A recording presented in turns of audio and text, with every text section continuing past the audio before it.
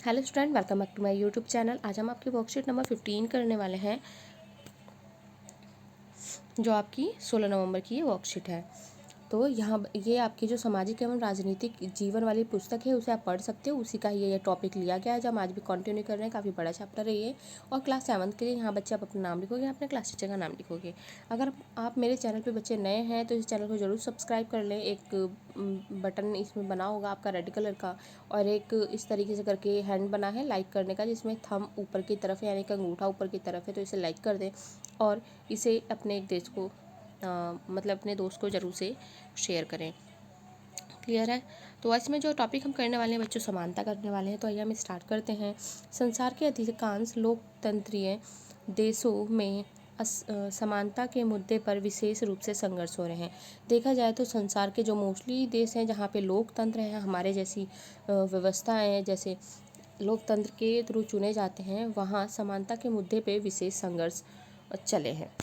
उदाहरण के लिए हम इसमें लेने जा रहे हैं बच्चों, अमेरिका लेने जा रहे हैं। यूएसए में जो कुछ अफ्रीकी लोग रहते थे, जो पहले अफ्रीका से गुलाम बना के लाए गए थे, लेकिन वो अभी अमेरिका में ही बस गए, यहीं पे रह रहे हैं। जैसे हमारे यहाँ, हमारे इंडिया में भी काफ़ी लोग बाहर से आके रह गए ना यहाँ पे।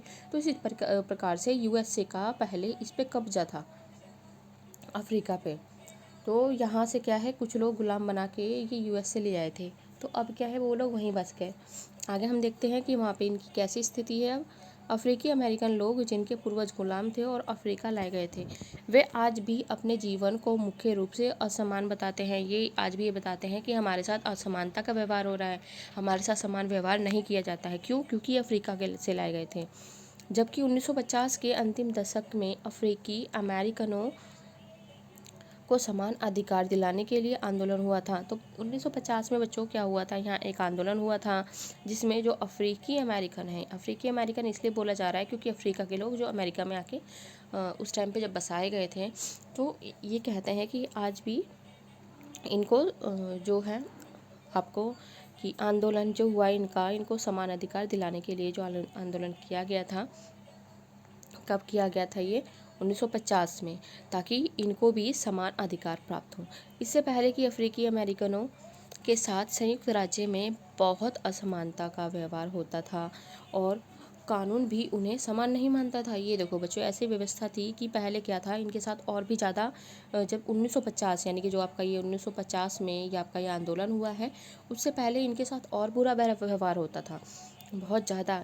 और कानून भी इन्हें समान नहीं मानता था। वहाँ का कानून भी ऐसा बनाया था कि ये लोग हमारे समान नहीं हैं। ये देखो 1950 में जो इनका आंदोलन हुआ है, उसके बाद इन्हें कुछ अधिकार मिले हैं। अब आगे पढ़ते हैं हम। अब जैसे हम एक एग्जाम्पल देखने वाले हैं कि ऐसा क्या हुआ कि ये आंदोलन छिड़ा और इन लोगों को जो अधिकार वहाँ पे दिया गया। उदाहरण के लिए बस से यात्रा करते समय उन्हें बस में पीछे बैठना पड़ता था। अब देखो बच्चों, ये क्या करते थे, इन्होंने ऐसा कर रखा था कि अगर बस से यात्रा कर भी रहा है कोई, बस में, जैसे आप यहाँ पे बस में बैठ के जाते हो, तो वहाँ पे जब ये लोग बस में बैठते थे तो इन्हें क्या है, बस में सबसे पीछे बैठ के बैठना पड़ता था। इनके आगे बैठने के लिए कोई भी सीट नहीं थी। अब इसमें देखते हैं कि एक रोजा पार्क्स एक अफ्रीकी अमेरिकन महिलाएं, यानी कि ये अफ्रीका की हैं जो अमेरिका में रह रही हैं, 1 दिसंबर 1955 को दिन भर काम करके थक जाने के बाद बस में उन्होंने अपनी सीट एक गोरे व्यक्ति को देने से मना कर दिया। तो किसी कोई गोरा व्यक्ति, यानी कि जो अमेरिका का, पहले से अमेरिका में रह रहा है वो, और अफ्रीका के लोग थोड़े इनका कलर डार्क होता है, तो उन्होंने एक गोरे व्यक्ति को सीट देने से मना किया। उस दिन उनके इनकार से अफ्रीकी अमेरिकनों के साथ असमानता को लेकर एक विशाल आंदोलन प्रारंभ हो गया। तो उन्हीं के ही इनकार करने की, क्योंकि पहले इन्होंने शुरुआत कर दी कि ठीक है हम नहीं दे रहे, इन्होंने मना कर दिया। जब उस गोरे व्यक्ति ने इनसे कहा कि मुझे सीट पे बैठने दो, तो उन्होंने मना कर दिया कि मैं नहीं उठूँगी, मैं नहीं बैठने दे सकती। तो तब से जो अफ्रीकी लोग थे, इन्होंने आंदोलन स्टार्ट कर दिया, जो नागरिक अधिकार आंदोलन, सिविल राइट्स मूवमेंट कहलाया। तो जो आपको ये हुआ था आंदोलन, ये क्या कहलाया था? आंदोलन सिविल राइट्स मूवमेंट कहलाया था। क्लियर है? आगे हम देखते हैं। 1964 के नागरिक अधिकार अधिनियम ने नस्ल, धर्म और राष्ट्रीय मूल के आधार पर भेदभाव को निषेध कर दिया। इसने यह भी कहा कि अफ्रीकी अमेरिकन बच्चों के लिए सब स्कूल के दरवाजे खोले जाएंगे। अब क्या है, अब सब बच्चों को अधिकार दे दिया कि सब बच्चों के लिए स्कूल खोले जाएंगे। अब उन्हें अलग स्कूलों में नहीं जाना पड़ेगा जो विशेष रूप से केवल उन्हीं के लिए खोले गए थे। इतना होने के बावजूद भी अधिकांश अफ्रीकी अमेरिकन गरीब हैं। इतना होने के बाद भी आज भी वहाँ पे काफ़ी लोग गरीब हैं। अभी तो स्कूलों में जाने के लिए भी अनुमति दे दी गई है इन्हें। अधिकतर अफ्रीकी अमेरिकन बच्चे केवल ऐसे सरकारी स्कूल में प्रवेश का ही सामर्थ्य रखते हैं जहाँ कम सुविधाएं हैं, कम योग्यता वाले शिक्षक हैं, जबकि गोरे विद्यार्थी निजी स्कूलों में जाते हैं। अब देखो, जो गोरे विद्यार्थी हैं निजी स्कूल में, प्राइवेट स्कूल में पढ़ते हैं, बट ये जो अफ्रीकी लोग हैं जो अमेरिका में रह रहे हैं उन्हें सरकारी विद्यालय में पढ़ते हैं। वो विद्यालय भी ऐसा है जहाँ पे शिक्षक कम योग्यता वाले शिक्षक हैं, या उन क्षेत्रों में रहते हैं जहाँ सरकारी स्कूल के स्तर पर निजी स्कूलों जैसा ही ऊंचा है। इतना आपको क्लियर हुआ होगा जितना हमने पढ़ा है। अब देखते हैं लोकतंत्र की सम्मुख चुनौती क्या है। आर्थिक असमानता के, सामाजिक असमानता की है। तो आर्थिक रूप से काफ़ी लोग असमान हैं, यानी कि अमीर गरीब, और उसमें सामाजिक रूप से काफ़ी लोग असमान हैं, यानी कि जो हमने सामाजिक रूप से जाति बिरादरी बना रखी है, इसके अकॉर्डिंग भी काफ़ी लोगों को हमारे यहाँ असमानता देखने को मिलती है। तो बच्चों, आपको एक्टिविटी करनी है कि हमारे राष्ट्रपिता महात्मा गांधी के साथ दक्षिण अफ्रीका में कुछ इसी प्रकार असमानता व्यवहार किया गया था। इस संदर्भ में कुछ जानकारी एकत्र कीजिए। तो आप गूगल पे जाओगे, गूगल पे जाके ये चीज़ आप टाइप कर देना, दक्षिण अफ्रीका वाला, ठीक है, महात्मा गांधी जो भी, आप पूरा टाइप कर देना उसको, तो आपको निकल के आ जाएगा। उसमें से 3-4 पॉइंट आप लोग लिख लोगे, इतना आपके लिए इनफ है। तो यहाँ से वीडियो पॉज करो, जाओ वहाँ से लिख के आप आ जाना, क्योंकि आपके लिए एक्टिविटी दी गई है, आप ढूंढ के करोगे तो आपके लिए ज़्यादा बेस्ट होगा। अगला आपके इसमें है भारत के संविधान अनुच्छेद 15 के अंश। तो हम देखते हैं अनुच्छेद जो 15 है वो है क्या, उसके बारे में दिया गया है। धर्म, मूल वंश, जाति, लिंग या जन्म स्थान के आधार पर विभेद का प्रतिषेध, यानी कि हम लोग भेदभाव नहीं कर सकते हैं। प्रतिषेध यानी कि ये काम हम नहीं कर सकते हैं। यानी कि जो बच्चे धर्म, जैसे हिंदू है, कोई मुस्लिम है, ठीक है, और कौन सा धर्म है आपका, सिख है, ईसाई है, तो ये लोग सारे के सारे कैसे हैं, ये समान हैं। तो धर्म के आधार पे मान लेते हैं हम हिंदू हैं तो हम मुसलमानों के साथ कोई असमानता का व्यवहार नहीं कर सकते। तो चारों जो धर्म हैं एक साथ हैं, एक समान है, सबको एक साथ मिलजुल के रहना चाहिए। इस पे किसी भी धर्म के आधार पे कोई भी आपके साथ भेदभाव नहीं कर सकता है। बेशक आप कोई किसी भी धर्म से बिलोंग करते हो, बेशक आप इस धर्म से हो, इस धर्म से हो, इस धर्म से हो, इस धर्म से, धर्म के आधार पे आपके साथ कोई भी भेदभाव नहीं होगा। आप देखते हैं मूल वंश, यानी कि आप जो बर्थ हुआ है, आपकी जो जन्म हुआ है कौन से वंश से हुआ है, तो उस वंश के अकॉर्डिंग भी कोई भी भेदभाव नहीं कर सकता है। जाति, यानी कि आप किस जाति से हो, उच्च जाति से हो या निम्न जाति से हो, क्योंकि ये जाति बच्चों इंसानों ने बनाई है। बाद में अगर हम पुरानी अभी एनसीईआरटी उठा के देखें तो पहले ऐसा मतलब हिस्ट्री उठा के देखें तो पहले ऐसा कुछ भी नहीं था, कोई भेदभाव नहीं था, कोई जाति नहीं थी, कुछ भी नहीं था, सब लोग एक समान थे। बाद में इंसानों के द्वारा बनाई गई जातियां हैं जो ऊंची और नीची जाति बना दी गई थी। तो अगर कोई उच्च जाति का है, कोई निम्न जाति का है, तो इसके आधार पर भी कोई भी भेदभाव नहीं किया जाएगा। अगर आपके साथ भेदभाव होता है तो आप उसके खिलाफ आवाज़ उठा सकते हो, क्योंकि हमारे यहाँ, हमारे भारत देश में कानून भी बना हुआ है और बताया भी जाता है और कहा भी जाता है कि किसी के साथ कोई भेदभाव नहीं किया जाएगा। लिंग, यानी कि कोई लड़का है या लड़की है, उसके आधार पे कोई भेदभाव नहीं किया जाएगा।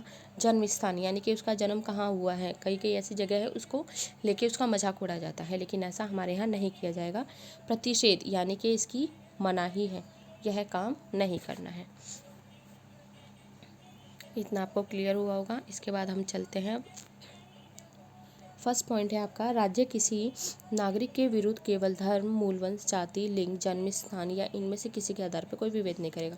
ये बात राज्य के लिए की गई कि कोई भी राज्य अपने यहाँ के नागरिकों के साथ ये हरकतें नहीं करेगा, ये चीज़ें नहीं करेगा।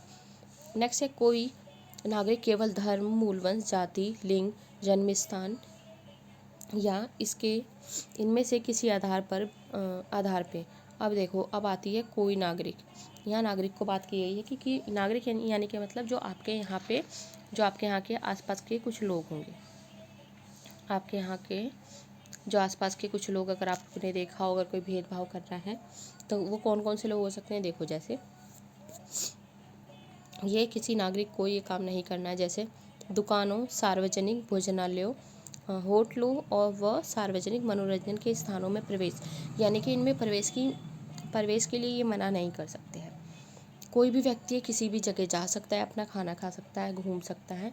तो कोई भी व्यक्ति उसे पर्सनली मतलब कहीं पे भी किसी भी नागरिक को कहीं पे भी घूमने की मनाही नहीं है। क्लियर है। कोई भी, जैसे पहले क्या होता था, हमारा पहले के टाइम पे कुछ ऐसी जातियाँ थी जिसको मंदिर में प्रवेश नहीं दिया जाता था, काफ़ी ऐसी जगह नहीं जाने दिया जाता था। तो उन्हीं चीज़ों को, उन्हीं प्रथाओं को, उन्हीं कुरीतियों को कम करने हेतु ये कानून बनाए गए हैं, ताकि लोगों में समझ आ जाए, इस चीज़ का विकास हो जाए कि हमें भेदभाव नहीं करना है।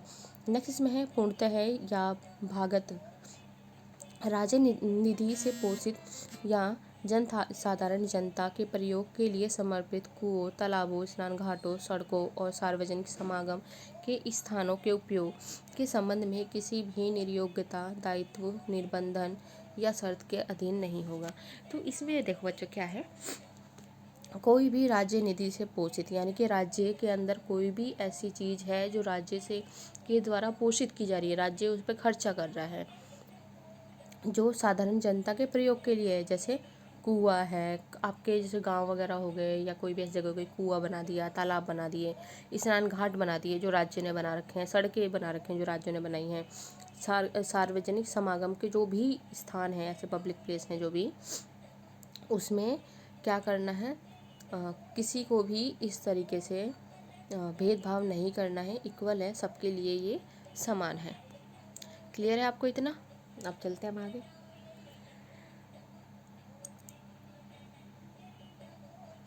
अब आपके इसमें 3 प्रश्न हैं, पहले हम 2 प्रश्न करेंगे। पहला है आपका, देश में समानता स्थापित करने के लिए कुछ उपाय बताइए।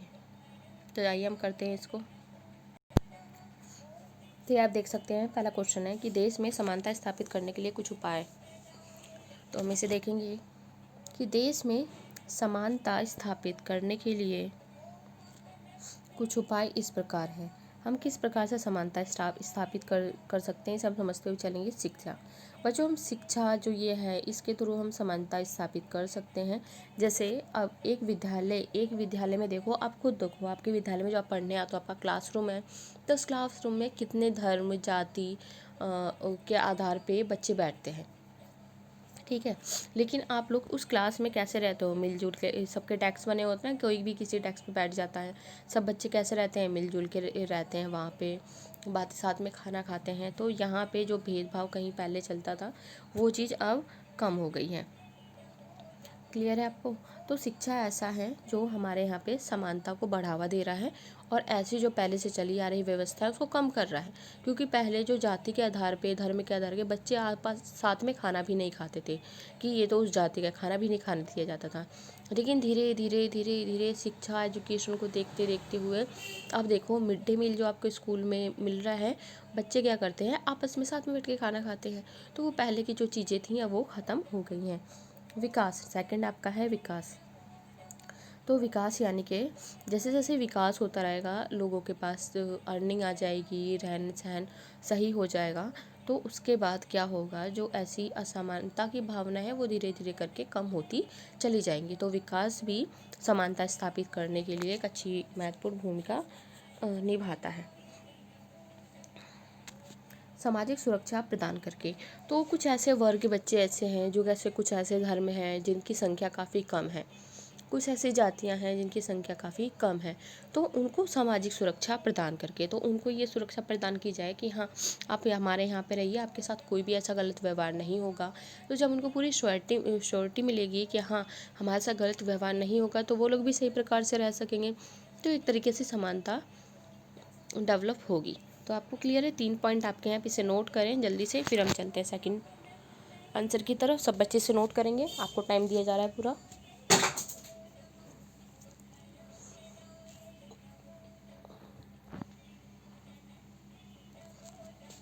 सब अच्छे से नोट करें, फिर हम चलेंगे सेकंड क्वेश्चन की तरफ। मैं भी आगे वीडियो को नहीं कर रही हूँ, आपके पास टाइम है। वीडियो छोड़ के आप इसे नोट कर सकते हो। आपको 2 मिनट का टाइम मिलता है, 2 मिनट के अंदर अंदर जल्दी से नोट करो। क्वेश्चन के लिए जगह छोड़ दो, आप 1 लाइन की 1-2 लाइन की क्वेश्चन के लिए जगह छोड़ सकते हैं। उसके बाद आंसर लिखना स्टार्ट कर दो फटाफट, बहुत जल्दी कंप्लीट हो जाएगी ये। 2 मिनट का आपके पास टाइम है, जल्दी करें।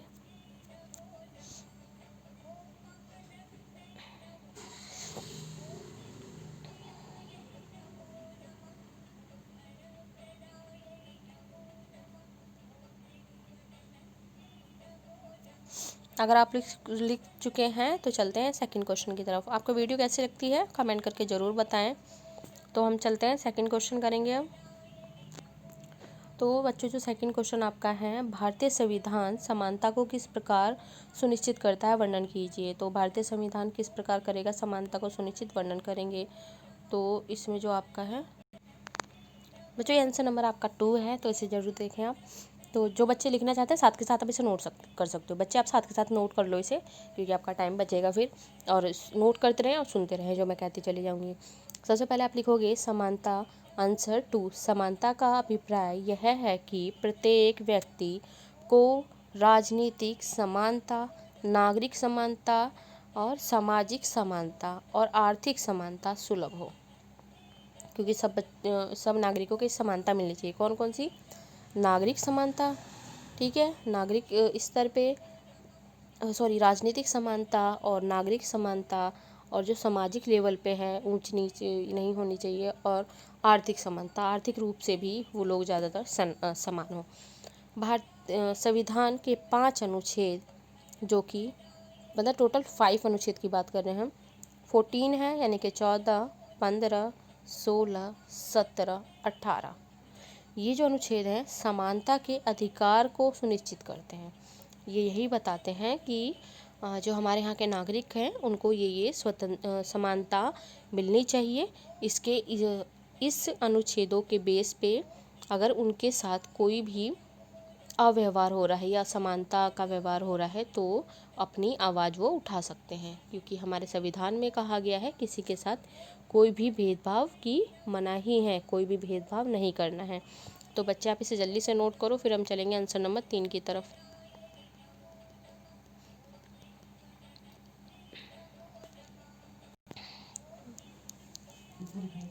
जल्दी नोट करें, फिर हम चलेंगे नेक्स्ट क्वेश्चन की तरफ।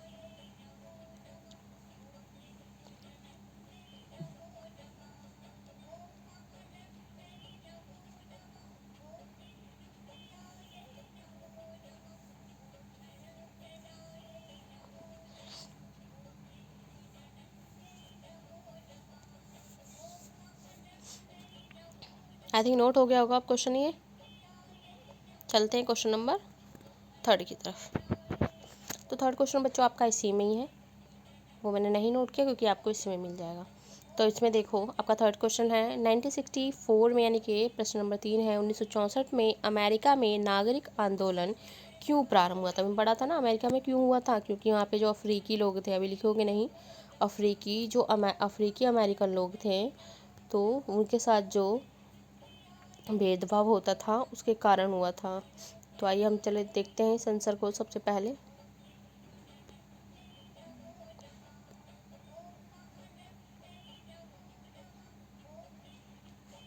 अब देखो इसका जो आंसर है आपका यहाँ से शुरू है बच्चों, 1 दिसंबर। लिखो आप, साथ में लिखना स्टार्ट कर दो। आप क्वेश्चन के लिए जगह छोड़ दो 1 लाइन की, आंसर लिखना स्टार्ट करो। 1 दिसंबर 1955 को दिन भर काम करके थक जाने के बाद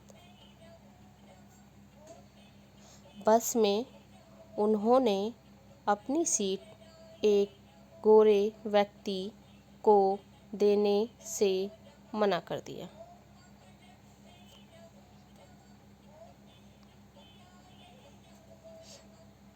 बच्चों आप इसे यहाँ से लिखो, यहाँ पे इनका नाम है, उसके बाद नाम नहीं है ये। आपका आंसर नंबर 3 है, रोजा पार्क्स एक अफ्रीकी अमेरिकन महिला थी। 1 दिसंबर 1955 को दिन भर काम करके थक जाने के बाद बस में उन्होंने अपनी सीट एक गोरे व्यक्ति को देने से मना कर दिया। उस दिन उनके इनकार से अफ्रीकी अमेरिकनों के साथ असमानता को लेकर एक विशाल आंदोलन प्रारंभ हो गया, जो नागरिक अधिकार आंदोलन सिविल राइट्स मूवमेंट कहलाया। तो आपका इतना है, बच्चे से नोट करेंगे जल्दी। ये रोजा पार्क्स से यहाँ तक।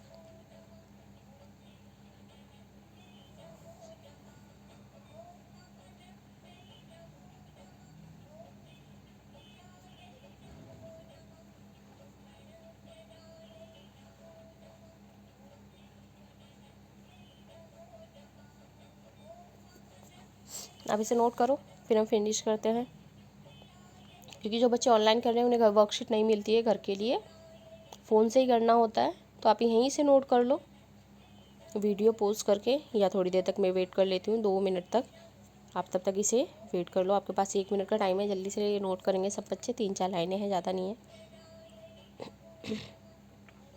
इसमें बच्चों वही है रोजा पार्क्स के बारे में जो हमने पढ़ा था। अफ्रीकी अमेरिकन महिला थी, ये 1 दिसंबर 1955 को काम करने जाती थी ना ये, तो वहाँ पे काम करने के बाद ये बस में बैठी, तो एक गोरे व्यक्ति ने इनसे कहा कि मुझे ये सीट चाहिए, तो इन्होंने मना कर दिया कि नहीं, मैं नहीं उठूँगी यहाँ से।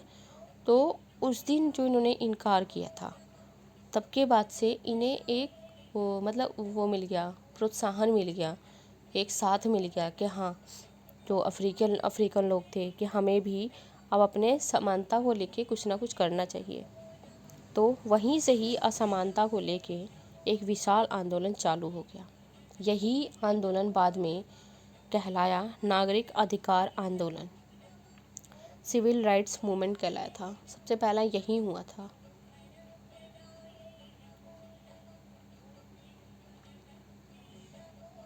ठीक है बच्चों, आई थिंक आपको अच्छी लगी होगी वीडियो। कमेंट करके ज़रूर बताना किस तरीके से आपको सही लगी थी। मैं यहीं ख़त्म कर रही हूँ। सब्सक्राइब कर देना, लाइक कर देना, और कमेंट ज़रूर करो फटाफट जल्दी से कि आपको वीडियो कैसी लगी। आपको इसी प्रकार से मैं आंसर कराऊँ या ना कराऊँ, क्योंकि यह मुझे तरीका बहुत अच्छा लगा है। बच्चे आराम से, क्योंकि आपको वीडियो पॉज करनी पड़ती है, बैक करते हो, फॉरवर्ड करते हो, तो सब प्रॉब्लम आती है। तो मैं इस तरीके से आपको वीडियो मैं यहीं टाइम दिया करूँगी, ताकि सब बच्चे अपना आंसर सही ढंग से नोट कर ले, उनको कोई भी प्रॉब्लम ना आए। ठीक है, तो मिलते हैं नेक्स्ट वीडियो में नेक्स्ट वर्कशीट के साथ। तब तक के लिए बाय। अपना ध्यान रखें, अपने घर वालों का ध्यान रखें। लाइक शेयर सब्सक्राइब ज़रूर करें इसे। Okay, thank you.